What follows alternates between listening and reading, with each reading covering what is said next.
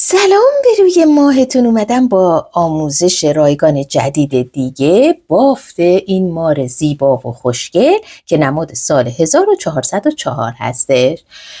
پس بیشتر از این وقتتون رو نمیگیرم و میریم تا این مار زیبا رو آموزشش رو بهتون یاد بدم. در ضمن اگر شما علاقه به بافت 2 میل هم دارید، یک عروسک دیگه که مار هستش اون رو هم آموزشش رو در کانال تلگرامم قرار دادم. شما میتونید عضو کانال تلگرام هزینه این بشید و در اینجا به من دایرکت بدید و اون رو ثبت نام کنید تا آموزشش به شما در تلگرام ارسال بشه. بیشتر از این وقتتون رو نمیگیرم و میریم تا این مار زیبا رو ببافیم. با رنگ سبز شروع میکنیم به بافت این مار. شما یه حلقه جادویی باید بزنید و 6 تا پایه داخلش. پس 6 تا پایه رو ما داخلش میبافیم. 1 2 3 4 5 و 6. نخ رو محکم میکشم و حلقه جمع میشه. حالا دیگه گردبافیمون رو باید انجام بدیم که گردبافی رو هم بارها و بارها توضیح دادم و شما میدونید. در پایه اول شروع میکنیم به بافت. پس این رج دوم ما هست که باید زیر هر پایه افزایشی ببافیم، یعنی 2 تا پایه کوتاه زیر هر پایه. 2 تا، ببینید این میشه افزایشی، 2 تا زیر هر پایه. پس ما توی رج دوممون 12 تا پایه خواهیم داشت. خب ببینید رج دوممون رو هم پایه هاشو بافتم، افزایشی زدم در تک تک پایه ها و تعداد پایه ها شد 12 تا. رج سوم دیگه ما گردبافیمون رو ادامه میدیم. رج سوم یه پایه تک افزایش رو در طول رج میبافیم. ببینید یک پایه تک و یک افزایش در پایه بعد. به این شکل ادامه میدیم در طول رج و رج چهارم 2 پایه تک افزایش رو میزنیم. رج پنجم 3 پایه تک افزایش رو میزنیم. رج بعدی 4 پایه تک افزایش، رج بعدی 5 پایه تک افزایش، رج بعدی هم 6 پایه تک افزایش رو در طول رج میزنیم و تعداد پایه هامون رو به 48 تا میرسونیم. و این گرد بافیتون رو هم در نظر داشته باشید که به صورت گرد ببافید، به صورت چند ضلعی بافت نشه که من توضیحات اصلی رو به شما در پست های قبل در گرد بافی گفتم. پس شما تا رج 8 یعنی 6 پایه تک افزایش در طول رج این کار رو ادامه بدید تا من ادامه بافت رو بهتون بگم. خب ببینید به این شکل باید گرد بافتتون در بیاد. حالا رج‌های 9 10 و 11 یعنی 3 رج شما باید ساده بافی کنید این 48 تا پایه رو. پس زیر هر پایه یه دونه پایه کوتاه بزنید، 3 رج رو ببافید. خب تا اینجا تا رج 11 بافتم. حالا رج 12. توی رج 12 7 پایه تک افزایش رو ببافید. پس 7 پایه تک افزایش رو در طول رج میبافیم.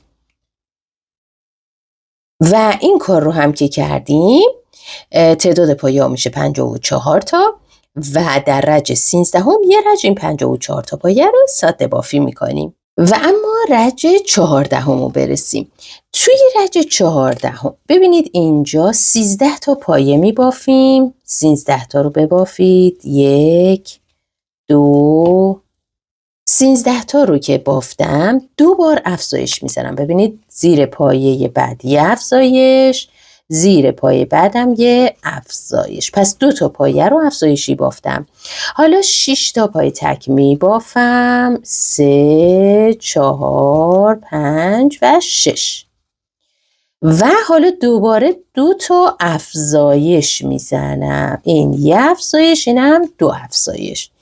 حالا 8 تا پایه تک می بافم. 1 2 3 4 5 6 7 و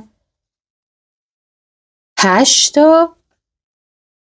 دوباره دوبار افزایشی میزنم. این زیر یه پایه یه افزایش و زیر پایه بعد هم یه افزایشی رو میبافم و بعد 6 تا پایه تک. 2 3 4 5 و 6 تا.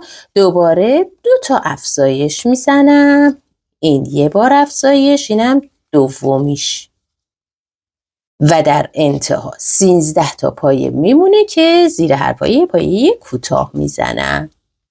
خب تعداد پایه های ما الان 62 تا پایه است. حالا در این قسمت ما باید چشم ها رو در این قسمت قرار بدیم. رج 15 رو میبافیم. اینجا ما 19 تا پایه کوتاه تک میزنیم. 1 2 19 تا رو بزنید.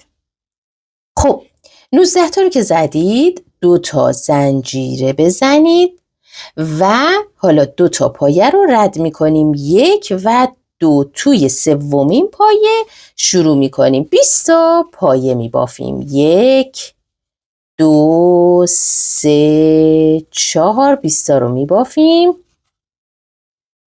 خب 20 تا پایه رو که زدم 2 تا زنجیره دوباره میزنم. 2 تا پایه رو رد میکنم و 19 تا پایه میمونه. ببینید 2 تا پایه رد میکنم. در سومین پایه بافت رو شروع میکنم و تا انتها 19 تا پایه داریم که میبافم. این 1 2 میبافیم تا انتها که 19 تا میشه. و حالا رج 16 هم. رج 16 هم ساده بافی میکنیم این 62 تا پایه رو. پس زیر هر پایه کوتاه میبافیم. ببینید من اینو میبافم تا جایی که به فضا برسیم بهتون بگم چی کار باید بکنید. اینو میبافیم. خب ببینید تا اینجا رو بافتم که 19 تا پایه بود. این 19 تا رو بافتم، به این فضا میرسم. نگاه کنید اینجا این فضا. خب میتونید چون 2 تا پایه رو رد کرده بودید توی همین فضا 2 تا پایه کوتاه بزنید یا روی هر زنجیره پایه کوتاه بزنید. پس هر جور که خودتون مایلید میتونید به اون صورت ببافید. من روی هر زنجیره یه دونه پایه کوتاه میبافم. 1 و 2 تا زنجیره داشتیم در ازای اون 2 تا پایه‌ای که رد کرده بودم. به این شکل. پس این فضا رو هم گفتم بهتون توضیح بدم مشکلی براتون پیش نیاد. پس این رو هم ببافید تا انتهای رج که 62 تا پایه داریم. این هم رج 16 ما. رج 17 ما 28 تا پایه تک کوتاه می بافیم. 1 28 تا رو ببافید. 28 تا رو که بافتید یه افزایش می بافیم و 4 تا پایه تک و بعد دوباره یه افزایش. خب این کارو که کردیم تا انتها 28 تا پایه میمونه. 28 تا پایه رو میبافید. تعداد پایه ها میشه 64 تا. و اما برسیم به رج بعدیمون. رج بعدی رج 18 ماه. اینجا ما 29 تا پایه تک میبافیم. 29 تا رو میزنیم. وقتی 29 تا رو بافتید یه افزایش میزنید، بعد 4 تا پایه تک میزنید، دوباره یه افزایش میزنید و بعد در انتها 29 تا پایه میمونه که میبافید. تعداد پایه ها هم میشه 66 تا پایه. رج های 19 و 20 یعنی دو رج بعد این 66 تا پایه رو ساده بافی کنید. این کارو که کردید میریم چشما رو وصل میکنیم. خب نگاه کنید من چشم به این شکل از این چشمای واشردار داشتم. داخل همون فضاهایی که گفتم انداختم. ببینید داخل همین فضاهایی که گفتم و چون واشردار بود ببینید این واشرش هم اینجا سفت میکنم به این شکل. بعد میتونید با فندکم اینو حتی گرم بکنید تا این خوب بچسبه. خب این کار رو انجام میدم به این شکل. با فندکم نشونتون میدم که به چه شکل میشه. ببینید با فندکم نشون میدم این چشمای واشردار رو داخلش انداختم و کمی آروم ببینید این قسمتش رو گرم میکنیم و با پشت فندک اینو فشار میدیم. همینطور این کار رو ادامه میدیم تا محکم بشه. ادامه میدم. خب این کار رو انجام میدیم و سفتش میکنیم. به همین شکل ادامه میدم. و اما برسیم به قسمت بقیه صورت و اینکه فرم‌دهی چشم و صورتش رو بهتون بگم.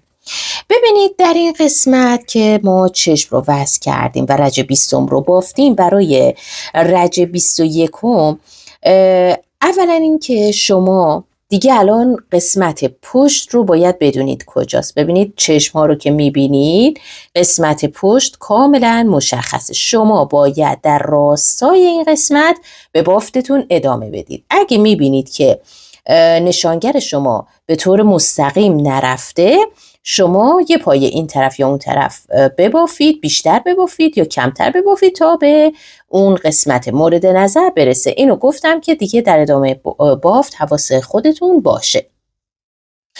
الان در ادامه ما به این شکل باید بافت کنیم. ببینید الان من نگاه میکنم آیا نخ من وسط هست یا نه، که حس میکنم یه دونه این طرف در باید بره و از اینجا شروع به بافت میکنم و در یک راستا. اول از همه که اینجا 31 پایه باید بزنم، اما با نخ زرد. پس این نخو که در آوردم 2 تا یکیش رو با نخ زرد ادامه میدم. به این شکل 2 تا یکی رو با نخ زرد و نخ زرد رو وصل می کنم. در اولین پایه یه بست میزنم به این شکل و همینجا شروع به بافت می کنم. یه زنجیر میزنم، از همینجا شروع می کنم. 31 پایه می بافم.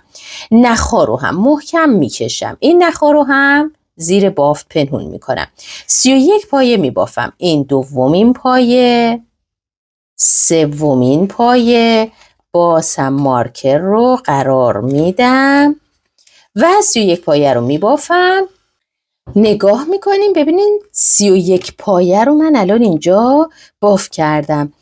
ما در قسمت وسط صورتش 4 تا پایه رو باید به صورت پیچی ببافیم. ببینید اینجا نگاه میکنیم 1 2 3 4 تا پایه در وسط صورت قرار بگیره که قرار میگیره.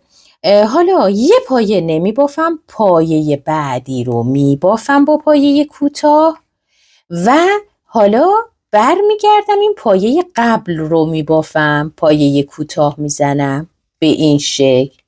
یه حالت پیچ به خودش میگیره به این شکل. باز هم نخ رو یه مقداری سفت‌تر میکنم و این حالت رو بهش میدم. و حالا دوتای بعدی، ببینید حالا دوتای بعدی که بافت نشده، اولیشو نمی بافم، دومیشو می بافم پایه کوتاه و بعد میام توی قبلیش پایه کوتاه همو میزنم. پس اینجا 4 تا رو یه بافت پیچ بهش دادم، 4 تا پایه رو و در وسط صورت باید باشه. اینو دقت کنید. حالا در ادامه 31 پایه دیگه میمونه که میبافیم. 1 2 3 ادامه میدم و به ابتدای رج میرسم. رسیدیم به ابتدای رج. این نخ سبز رو دیگه من نیازی ندارم و اینجا دیگه کاتش میکنم تا توی دستمون گیر نکنه. حالا ما این کارو که کردیم، رج بعدی رج 22 رو باید 66 تا پایه رو ساده بافی کنیم. خب ما دیگه با رنگ زرد میخوایم ببافیم و چون اولین رج تعویض رنگمونه، به خاطر اینکه پلکانی نشه، در رج اولی ما دوباره به پایه اولی بست میزنیم و یه زنجیر و از همینجا شروع به بافت میکنیم. ببینید حالت پلکانی کامل از بین میره. این یکی از ترفندهاییه که شما باید یادش بگیرید. برای شما برای تمیزکاری بسیار عالیه. خب 66 تا پایه رو دیگه میبافیم و از این رج به بعد دیگه به صورت اسپیرال یا حلزونی به کارتون میتونید ادامه بدید و دیگه بست نزنید. من 66 تا پایه رو هم میبافم در این رج. خب این رو هم من بافتم و دقت میکنم که مارکر من در قسمت وسط پشت باشه و از اینجا که باید شروع بافتم رو انجام بدم. و اما رج 23 در رج 23 ببینید دیگه به صورت اسپیرال میبافم و اینجا 15 تا پایه تک میبافم. خب 15 تا رو که بافتم 4 پایه تک کاهش رو 3 بار میبافم. 1 2 3 4 و یک کاهش حلقه های جلویی 2 تا پایه رو میگیرم. 2 تا یکی 2 تا یکی. خب این یک بار. دومین بار رو انجام میدم. 1 2 3 و 4 تا. دوباره یک کاهش و سومین بار 1 2 3 و اینم چهارمیش که یک کاهش. پس این کار رو انجام میدم و حالا کاهش 4 پایه تک رو 3 بار انجام میدم. پس یک کاهش 1 2 3 4 دوباره یک کاهش 1 2 3 4 و دوباره هم یه دونه کاهش و 4 تا پایه تک. 1 2 3 و 4 تا و دیگه در ادامه 15 تا پایه دارم. 15 تا پایه رو میبافم. تعداد پایه ها میشه 60 تا. 1 2 میرسیم به رج 24. توی رج 24 8 تا پایه تک یک کاهش رو 3 بار میبافم. پس 3 بار 8 پایه تک یک کاهش رو میبافیم. خب 8 پایه تک کاهش رو 3 بار انجام دادم. حالا یک کاهش و 8 پایه تک رو 3 بار در طول رج میبافیم تا به انتهای رج میرسیم. پس یک کاهش و 8 تا پایه تک 3 بار انجام میدیم. این رجم انجام دادم، یعنی رج 24. تعداد پایه ها میشه 54 تا. ببینید به این حالت بینیش فرم میگیره و میرسیم به رج 25.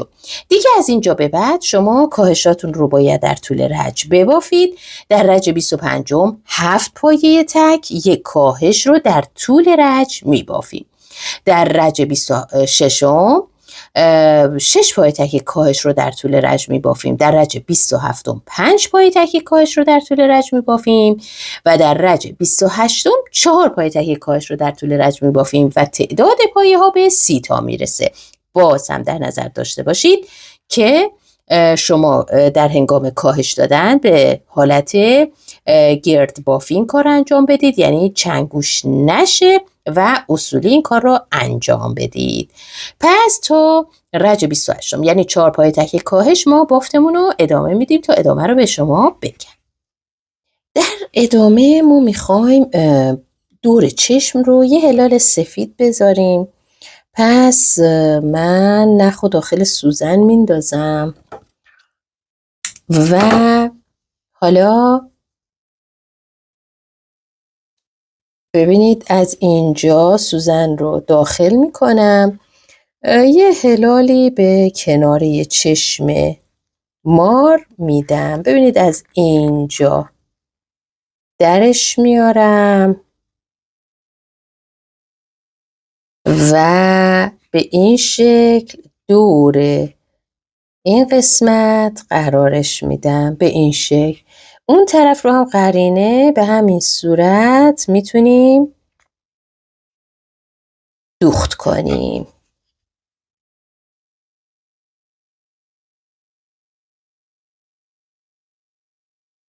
خب برای اینکه این زیر چشم نره شما میتونید یه مقدار چسب بردارید اینجا رو زیرش رو کمی چسب بزنید زیر نخو که این خوب اینجا بمونه و در نره. برای اینجا هم به طور قرینه این کار رو انجام میدیم. به این شکل. حالا میخوایم به خود این قسمت فرم بدیم. یه مقدار به این حالت چشم ها داخل بره. برای این کار از سوزن بزرگتر استفاده میکنم و نخ همون رنگ بدن رو برمیدارم و به این شکل از زیر گردن در میارم. خب اینجا ما نخ رو ببینید سوزن رو از اینجا از گوشه چشم در میاریم. از اینجا در میارم یک پایه پایین تر این نخ رو داخل میکنم و از اینجا ببینید در راستای همین قسمت اینو داخل میکنم.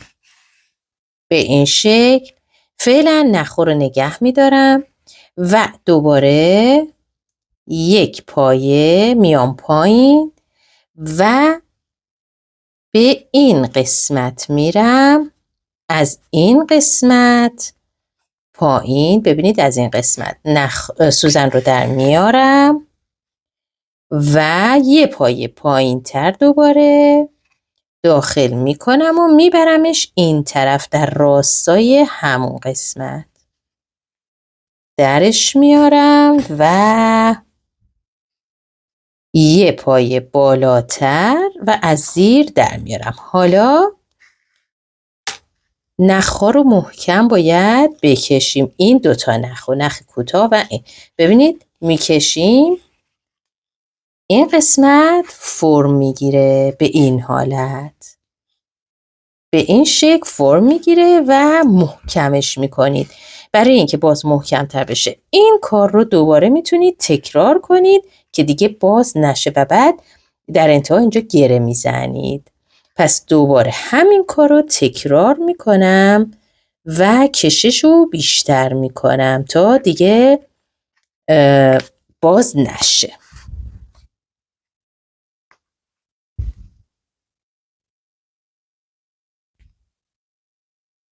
و اما برای قسمت پلک با نخ همین سبز میخوایم پلکش رو ببافیم. ببینید از قسمت گوشه چشم شروع میکنم. ببینید از وسط قسمت گوشه یه پایه رو به این شکل میگیرم. ببینید به این شکل یه پایه میگیرم. حالا نخ سبزم رو میارم و نخ سبز رو میگیرم اینجا وصل میکنم یه زنجیره همینجا دوباره ببینید داخل میکنم نخ رو در میارم یه پایه کوتاه میزنم به این شکل. خب دو تا پایه متوسط میزنم. ببینید نخ و دور قلاب میپیچونم در پایه بعد. ببینید همینجور خودتون باید گردش کنید. در پایه بعد نخ رو میگیرم و ستا رو یکی میکنم. این شد پایه متوسط. یه پایه کوتاه زدیم یه پایه متوسط و دوباره یه پایه متوسط دیگه میزنیم. ببینید این پایه ها رو نزدیک خود بالای چشم قرار بدید به چشم بچسبه و دوباره نگاه کنید همین قسمت پایه میگیرم اما این بار پایه بلند میبافم. این بستگی به اندازه چشمتون داره که چند تا بزنید. بدونید در آخر باید دو تا پایه متوسط و یه پایه کوتاه بزنید. پس پایه بلندتون رو طبق اون تنظیم کنید. اینجا من این یک پایه بلند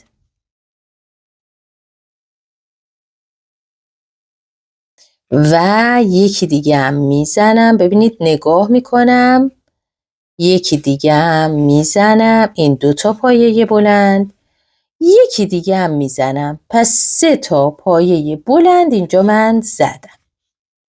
خب سه تا پایه بلند رو که زدم حالا 2 تا پای متوسط رو حتما میزنیم و باید بریم به گوشه چشم. ببینید اینجا 1 پایه متوسط و یکی دیگه هم ببینید از همین گوشه باید بزنید. اینو رعایت کنید تا یه پلک خوشگل برای مار ببافید. و یه دونه هم در انتها پایه کوتاه، اینم ببینید در گوشه وارد یه پایه از گوشه چشم میبرم و یه پایه کوتاه هم میزنم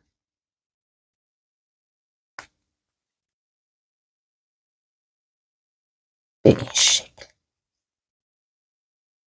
اینم پایه کوتاهم. خب نگاه میکنم، باز هم بستگی به خودتون داره. ببینید به چه اندازه پلک خوبه که ببافید. الان من نگاه میکنم بسیار جایگاهش عالیه و به همینجا بسنده میکنم. یه مقدار نخو میذارم و در بافتم گیرش میدم. پس ادامه نخو رو داخل بافت با قلاب میبریم و گیر میدیم. این ابتدای بافتم بود که نخش رو داخل بافت میبرم و انتهای بافتم هم گیر میدم. این چشم رو هم درست پلکاشو قرینه این چشم ببافید. خب اینم از پلکای خوشگل مار ما به این شکل بافت کردیم. برای دوخت دهانش ما باید این کار رو بکنیم که ببینید نگاه میکنیم قسمت زیر پلک چشم رو در نظر میگیریم و از اینجا دوختمون رو شروع میکنیم. ببینید حد فاصل رنگ زرد و سبز رو میبینم 1 رج بالاتر.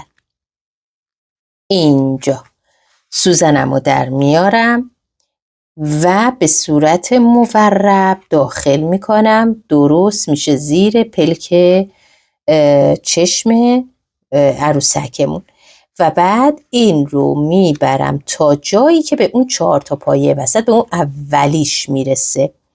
1 2 3 و 4. از اینجا درست از حد فاصل رنگ سبز و زرد نخ رو در میارم و دوباره اینجا داخل میکنم. 1 رج بالاتر دوباره سوزن رو وارد میکنم اینجا به صورت مورب. ببینید به صورت مورب این رو وارد میکنم به این حالت و حالا دوباره اینجا داخل میکنم. 1 2 3 و 4 پایه رو میشمرم. اینجا سوزن رو دوباره در میارم به این شکل. اینجا دوباره وصلش میکنم و باز هم این قسمت رو به حالت ضرب دری سوزن رو داخل میکنم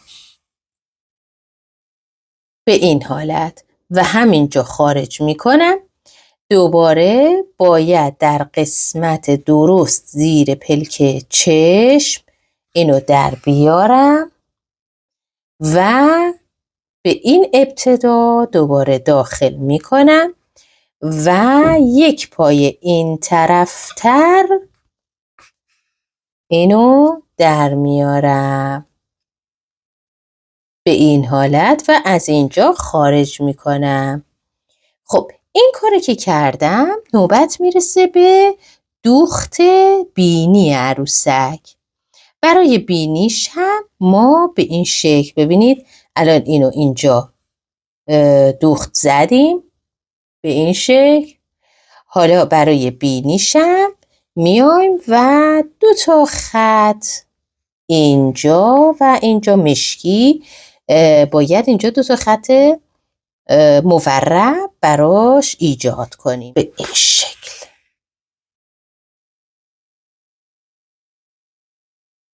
و یه حالت مورب براش ایجاد میکنم و یکم به طور قرینه این هم اینجا براش دوخت میزنم به این حالت و این هم برای بینیش. برای زبونش هم شما میتونید یه مقدار نمد ببرید و به این قسمت به حالت بیضی ببرید و به این قسمت شما اینو چسب بزنید که اینم من انجام میدم و بهتون نشون میدم. اینجا به رج 29 میرسیم. ما 30 تا پایه داریم. از رج 29 تا 61 شما دیگه باید بافتتون رو انجام بدید. پس دور تا دور زیر هر پایه یه پایه کوتاه میزنید و از رج 29 تا 61 این ساده بافی رو انجام میدید. در ضمن از رج 29 تا 61 که میخواید ببافید دوباره نخ زردمون رو قطع میکنیم و نخ سبز رو وصل میکنیم. اینو حواستون باشه. 2 تا 1 رو ببینید،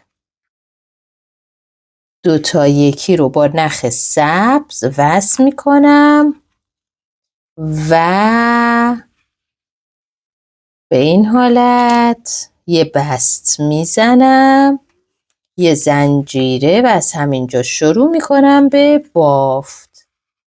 به این شکل میبافیم تا همون تعدادی که من بهتون گفتم. از اینجا هم که شروع میکنیم و این تعداد رچ ها رو میبافیم.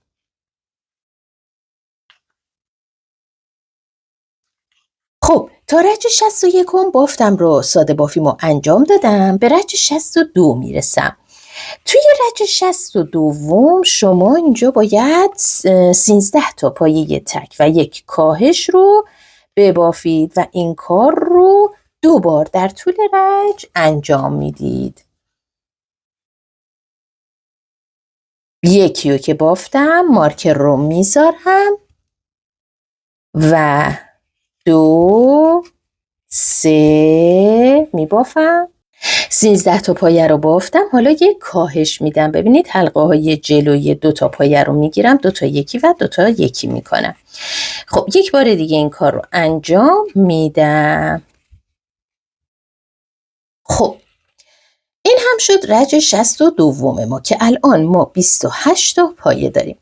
رج 63 تا 75 دوباره باید به ساده بافیمون ادامه بدیم، یعنی 28 تا پایه رو میبافیم. و اما من الان تا رج 75 بافتم و دیگه الیاف گذاری هم فعلا نکردم. میخوام سیم مفتول رو اینجا بهتون یاد بدم چطور قرار بدیم. اینجا تا رج 75 اینقدر سیم شد، ولی ما تا رج 181 باید ببافیم. پس حساب میکنیم و طول سیممون رو تخمین میزنیم و به اون اندازه سیممون رو برش میزنیم. خب اون رو که حساب کردید و برش زدید، حالا من این سیم رو میخوام به صورت دولا قرار بدم، یعنی هر چقدر که اندازش شد این رو 2 برابرش میکنم و از اونجا خمش میکنم و داخل عروسک قرارش میدم به این شکل. قبل اینکه قرار بدیم بهتره با چسبای کاغذی هم دورش رو بپیچونید و این رو داخل سر عروسک میبرم. حالا حدوداً سیم رو میتونید تا اینجا داخل سر کنید و بعد دیگه دور تا دورش رو الیاف بریزید به وسیله حالا قلاب یا هر چیز نوک‌تیزی که دارید. این رو داخل الیاف رو داخل سر ببرید. اگر هم میبینید سخته و به این شکل نمیتونید الیاف گذاری کنید، میتونید قبل از اینکه این قسمت رو ببافید کلاً سیم مفتول رو ببرید و بافتتون رو با سیم مفتول انجام بدید، یعنی سیم مفتول رو بذارید و بعد بافت رو برای خودتون دور تا دورش ببافید. ادامه کار دیگه راحت هست و من دستور نوشتاریش رو اینجا می نویسم. شما میتونید ادامه بدن رو ببافید چون همه تکراریه. تا رج 75 که من بهتون گفتم، رج 76 12 تا پایه تک کاهش رو 2 بار در طول رج می بافیم. تعداد پایه ها میشه 26 تا. رج 77 تا 83 هم ساده بافی میکنیم این 26 تا پایه رو. رج 84 11 پایه تک کاهش رو دوبار در طول رج میبافیم. تعداد پایه ها میشه 24 پایه. از رج 85 تا 107 ساده بافی میکنیم. رج 108 10 پایه تک کاهش رو دوبار در طول رج میبافیم و تعداد پایه ها میشه 22 تا. از رج 109 تا 124 ساده بافی میکنیم. رج 125 9 پایه تک کاهش رو دوبار در طول رج میبافیم. رج 126 تا 132 هم ساده بافی میکنیم. 20 تا پایه داریم. رج 133 8 پایه تک کاهش رو در طول رج دوبار میزنیم و از رج 134 تا 140 هم ساده بافی میکنیم. رج 141 7 پایه تک کاهش رو در طول رج میبافیم. تعداد پایه ها میشه 16 تا پایه و رج 142 تا 151 رو ساده بافی میکنیم. و رج 152 6 پایه تک کاهش رو در طول رج میبافیم. رج 153 تا 158 ساده بافی میکنیم. رج 159 5 پایه تک کاهش رو در طول رج میزنیم. 12 تا پایه داریم. 160 تا 170 رو هم ساده بافی میکنیم. رج 171 4 پایه تک کاهش رو دوبار در طول رج میبافیم و رج 172 تا 176 هم ساده بافی میکنیم. رج 177 3 پایه تک کاهش رو در طول رج میبافیم و رج 178 تا 180 رو ساده بافی میکنیم و رج 181 4 تا کاهشی پشت سر هم میبافیم چون 8 تا پایه داریم و به این ترتیب نخ رو جمع میکنیم و در بافت پنهان میکنیم. ببینید این مار رو به این شکل بافتش رو تموم کردم و به این حالت در اومد. سیم مفتول رو هم که همونطور که گفتم قرار دادم و اینجاشو گلدوزی کردم با نخ زرد در حد چند تا کوک. هر کدوم از قسمت ها رو به صورت رندوم و یا تصادفی به این شکل چند تا کوک کنار هم زدم و به این حالت روی بدنش رو طرح انداختم و حالا خودتون هر جور که دوست دارید میتونید این مار رو قرار بدید. برای چشمهاشم ببینید من یه موژه کوچولو آوردم. حالا شما موژه‌های بلندم میتونید استفاده کنید. ببینید به این شکل باید روی قسمت چشمش بچسبونید. من از چسبه های 8000 استفاده میکنم و اون قسمتش خب تیز هست و اینم که میتونید به راحتی اینجا بچسبونید. این موژه‌اش اشتباه قرار ندید و اینجا تخمین میزنیم که چند اندازه براش کافیه. میتونیم بچسبونیم و بعد ببریم میزانشو. ببینید اینجا من قرار میدم. خب نگاه میکنم به صورت تخمینی. ببینید این وسطشو یه مقدار چسب و به این بالا میزنم روی چشم، نه روی پلکش، که راحت میتونیم این موژه رو روش بچسبونیم و با همین قسمت تیزش نگاه کنید اینو به داخل فشار بدید و اینو بچسبونید به این شکل. این قسمت اضافه شو میبرم و به همین اندازه موژه رو براش قرار دادیم. این یکی رو هم به همین شکل من اینجا به زیر پلکش میچسبونم. اینم چشما و موژه های عروسک ما به این شکل شد.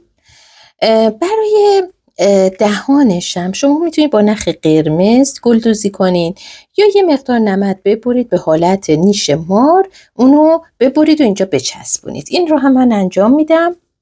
این هم برای زبون مار که به این شکل من این رو با نمد چسبوندم و بریدم. برای تاج مار ببینید من هم میخوام تاجش رو به شما آموزش بدم و هم کلاهش رو.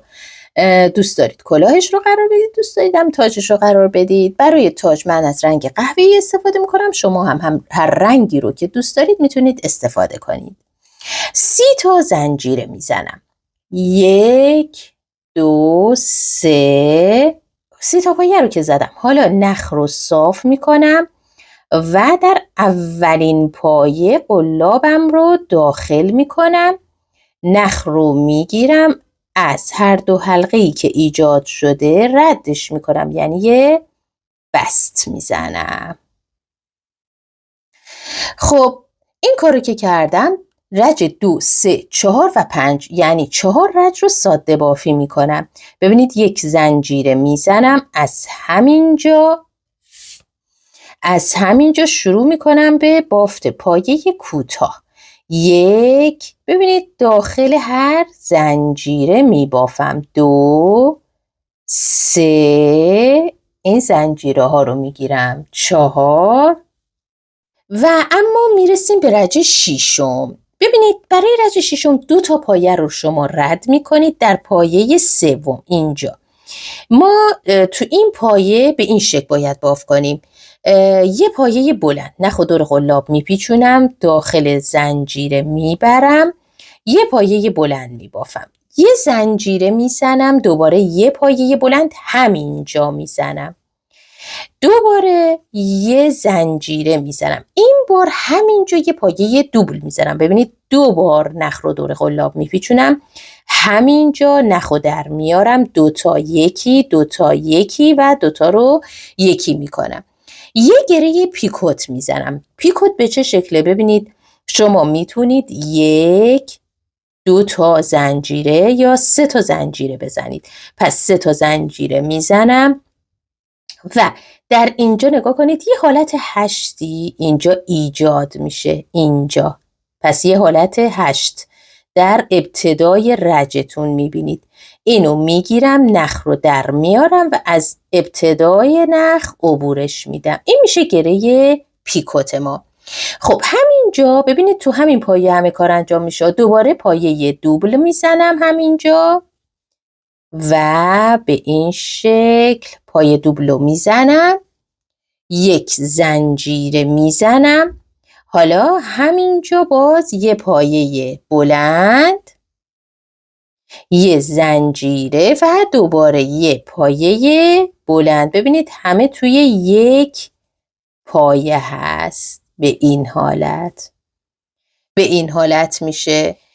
تا اینجا که انجام دادیم، حالا دوباره در اینجا ببینید دوباره اینو که انتهاشو انجام دادیم 1 و 2 تا پایه رو رد میکنم، در پایه 3 بست میزنم که به این حالت بافتمون انجام میشه و دوباره شروع میکنم به بافتمون، یعنی از ابتدای رج 6 انجام میدم. ببین که بود 2 تا پایه رد میکنیم و در پایه بعدی شما باید پایه بلند رو بزنید.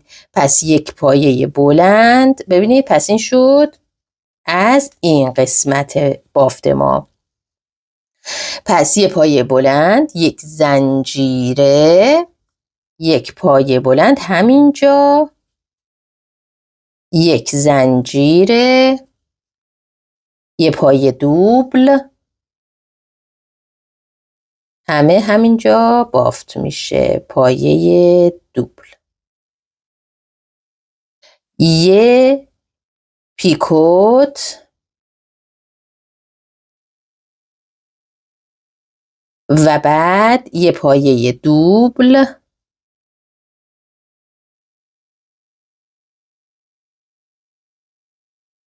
یه زنجیره، یه پایه بلند، یه زنجیره و یه پایه بلند و در ادامه همونطور که گفتم دوباره 1 و 2 پایه رد میشه، در پایه بعد بست میزنم و شروع میکنم دوباره از ابتدای رج. 2 تا پایه رد میشه، در پایه 3 شروع میکنیم به بافت همین حالتی که بهتون توضیح دادم. خب این کار رو انجام بدید. پس با این توضیحاتی که دادم به این شکل ببینید 1 2 3 4 5 قسمت به این شکل باید باف کنید. در انتها هم که بافت رو انجام دادید گفتیم 2 تا پایه رد میشه، در پایه بعدی بست میزنید و این شد انتهای بافت. یه مقدار نخو میذارید و در زیر الیاف پنهونش میکنید. برای بافت کلاه ما از رنگ قرمز استفاده میکنیم و 54 تا زنجیره میزنیم. ببینید درست مثل ابتدای همین تاجی که بهتون گفتم، اینجا این دفعه 54 تا زنجیره بزنید و گردش کنید به همون ترتیبی که اینجا بهتون توضیح دادم. خب دیگه بقیه بافت رو شما به راحتی میتونید انجام بدید و این بافت کلاه رو من دستور نوشتاریش رو اینجا براتون قرار میدم. شما این کار رو انجام بدید. رج دوم تا ششم 54 تا پایه رو ساده بافی میکنید. زیر هر پایه یه پایه تک میبافید. رج هفتم 7 پایه تک و یک کاهش رو 4 بار در طول رج میبافید. تعداد پایه ها میشه 48 تا.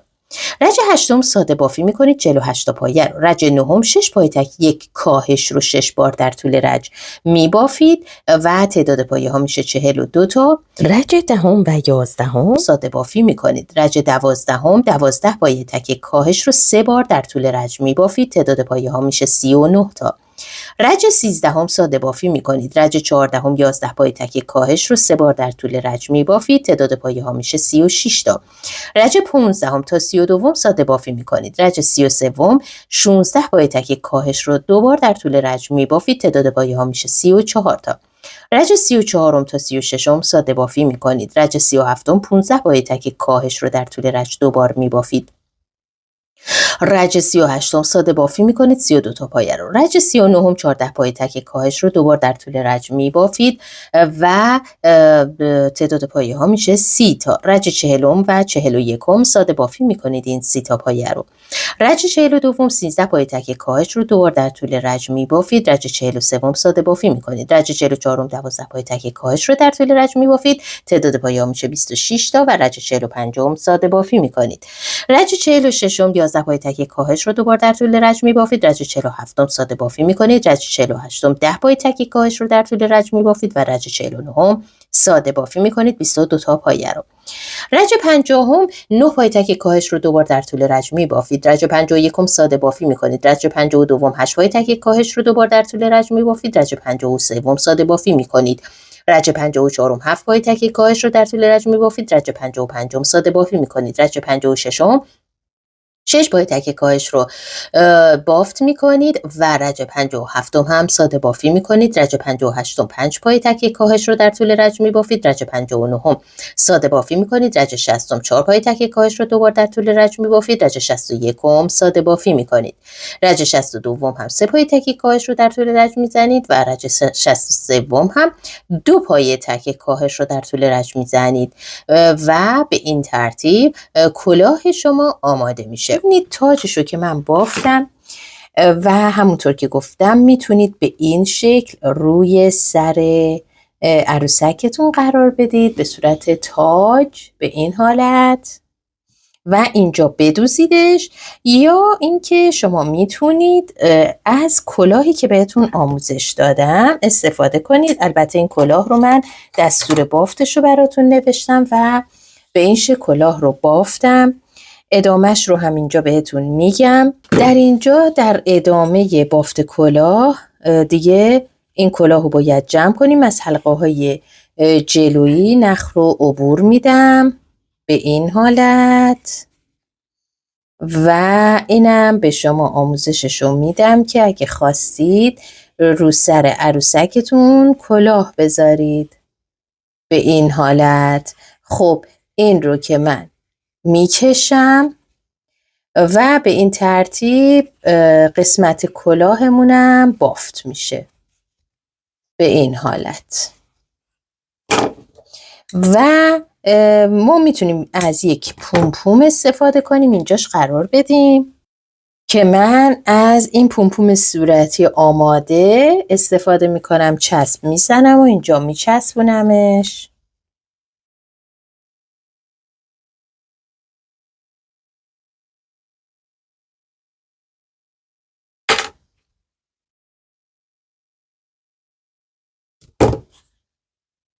ببینید اینجا این پومپومو میچسبونم. شما اگه دوست دارید از پومپوم های بزرگتر هم میتونید استفاده کنید. این خوب خشک بشه. به اندازه دور تا دور کلاه یه مقدار خز رو بریدم به اندازش و به این قسمت جلوی کلاه به اینجا میچسبونم. دوست دارید به این حالت هم میتونید اینو بچسبونید اینجوری به این حالت. اینجوری هم میتونید بچسبونید یا به همین لبه چسب بزنید و کلاهتون رو آماده کنید به این حالت. خب این که کلاه ما هم آماده میشه. این هم اتمام آموزش بافت مار ما. باز هم اینجا تاکید میکنم اگر دوست دارید با 2 میل هم یک مار دیگه ببافید، من در کانال هزینه ایم در تلگرام یک مار دیگر هم آموزش دادم و با 2 میل شما میتونید اون رو ببافید و از مبتدی تا پیشرفته است. یعنی حتی اگه بلد هم نباشید من آموزشش رو کامل برای شما قرار دادم رج به رج. و اگر دوست دارید که با 2 میل هم اون آموزش رو داشته باشید میتونید اینجا به من دایرکت بدید و در کانال تلگرامم عضو بشید و اون رو بعد از ثبت نام به شما آموزشش رو ارسال کنم. و گفتم این رو هم اینجا باز تاکید کنم برای افرادی که دوست دارن با 2 میل یک مار خوشگل ببافن. خب امیدوارم از این آموزشم لذت کافی رو برده باشید. تا آموزش‌های رایگان بعدی، خدا یار و نگهدارتون.